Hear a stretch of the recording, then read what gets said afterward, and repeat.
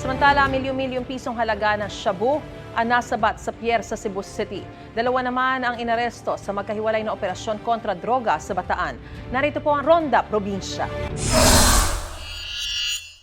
Nasamsam ang 5 gramo ng umano'y shabu sa buy-bust operation sa Barangay Lamao sa Limay, Bataan noong Biyernes. Tinatayang nasa 34,000 piso ang halaga ng droga na nasabat sa hinihinalang tulak.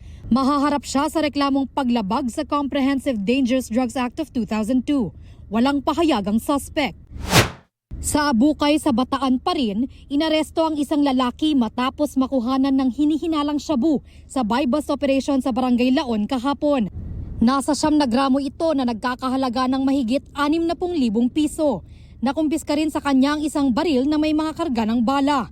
Mahaharap ang lalaki sa mga kaukulang reklamo. Walang pahayag ang suspect. Sa Cebu City, nasa 170 milyong pisong halaga ng pinaniniwalaang shabu ang nasabat sa piyer. Ayon sa Bureau of Customs, nadiskubre ito sa pag-iinspeksyon ng mga otoridad sa mga dumarating na sasakyan. Doon tumambad ang umano'y shabu na nakasilid sa plastic packages.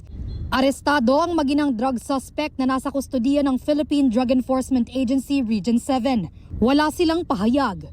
Ito ang unang balita.